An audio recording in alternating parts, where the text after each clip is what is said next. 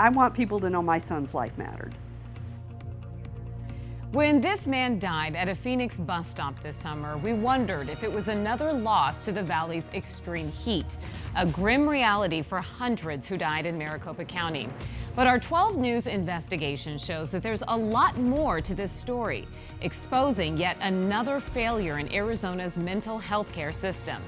Good evening, and thanks so much for joining us. For 12 News at 6, I'm Kadiba Devine. I'm Mark Curtis. Bryan Rogers' mother told the I-Team's Erica Stapleton she thought her son was in a treatment facility when he died. And a warning, this story includes graphic details and also conversations about serious mental illness. And we know that a lot of people need help, and we're sharing this story with you because Bryan's mother wants people to pay attention. Dead at a bus stop. He was loved, he was wanted. While his mom thought he was getting treatment. To the best of my knowledge, my son was supposed to be in rehab. Bryan Rogers was 38 when he died at the corner of Camelback and 18th Streets in August. He was the most sweetest, kindest, big-hearted, troubled young man. His mom, Heather Williams, said Bryan had several diagnoses as a young man, including schizoaffective disorder. It really got bad when he was in his mid-20s to late 30s. And when I say bad, I mean he lost touch with reality. The Maricopa County Sheriff's Office said Bryan Rogers had been booked in jail more than 60 times since at least 2011 for various cases around the valley. Some were dismissed, and most were petty crimes like theft, crimes that aren't uncommon for someone who is experiencing a mental illness, addiction, and homelessness, like Bryan was. He was a wanderer. Heather tried to keep him home, but Bryan was an adult. She wasn't his legal guardian, and he really needed specialized care. Does it surprise you that he had so much contact with the criminal justice system without getting any sort of help? It surprises me that he could be arrested over 60 times and not get any help, yes. How does that happen? But the I-Team uncovered that Bryan was supposed to be getting help. His latest run-in with police led to a misdemeanor conviction in July. He went on probation and was supposed to go to mental health court.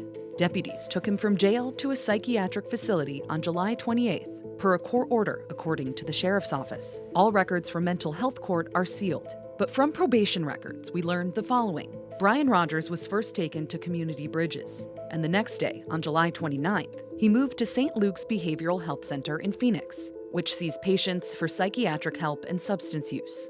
He left St. Luke's on August 7th against the advice of his mental health team, although at the time of his discharge, the records also say his clinical team hadn't, quote, engaged with him yet. One day after he left, he was dead on the street.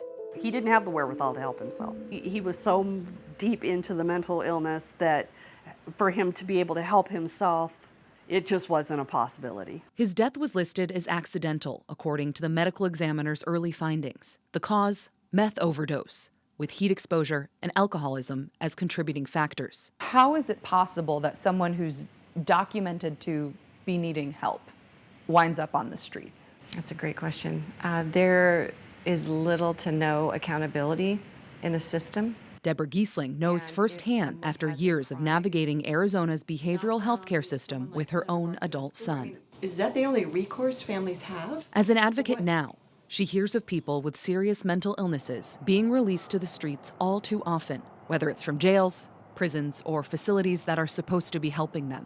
How many families do you think are impacted by something like this?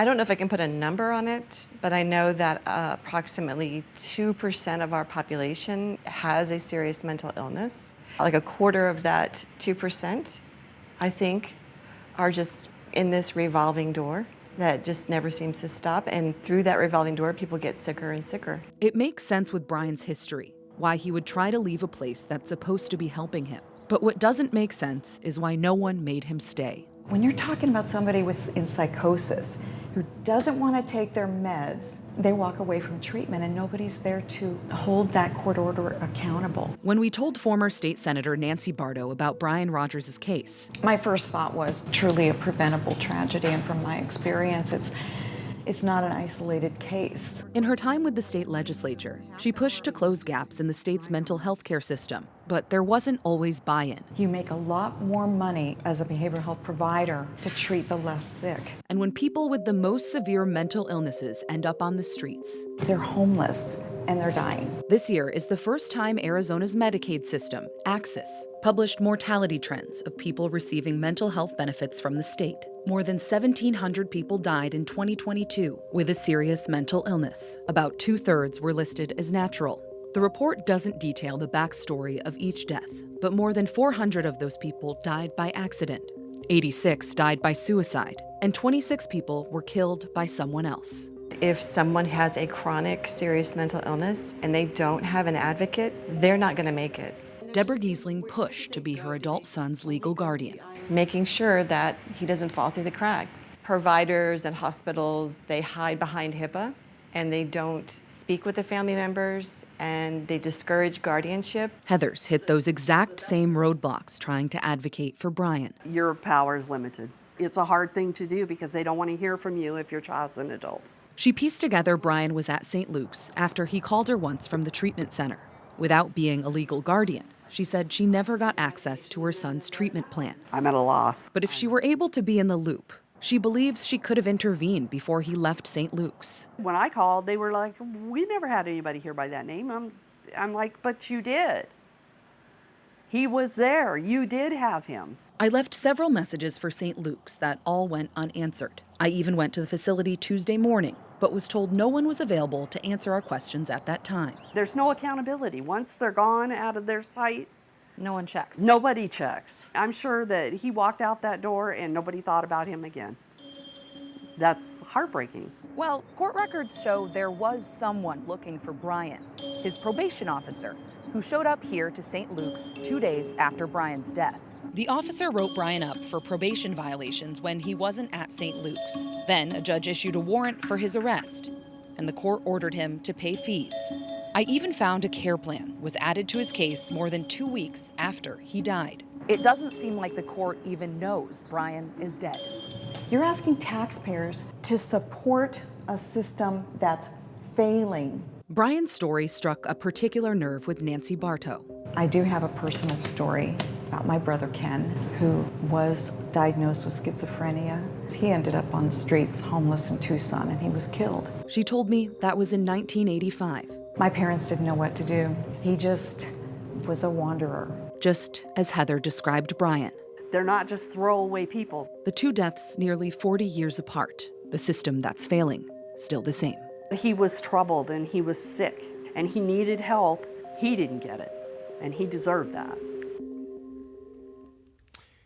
Erica, Heather and Bryan and Nancy Bartow and her brother, there are countless stories like this where family members, parents just have their hands tied and have to jump through all of these hoops to try to get their loved ones care. No, they're not alone. It shouldn't be like that. And people really don't, maybe they don't pay attention unless it's something that's happening to their family. And you know, they're trying to be a voice for people. And that's why we want to do stories like this, is so we can highlight where some of these gaps are, because this is a problem that a lot of families are facing. And if anyone's watching right now and they do need help right now, is there any place they can go? Yeah, we have two options that we're going to give you right now. You can call 988 for mental health resources. That's the Suicide and Crisis Lifeline here in Arizona. And then if you are experiencing homelessness and want to seek out resources for that, you can also dial 211. That's a state initiative that we're starting to see this year, and a way where people can connect with multiple different services.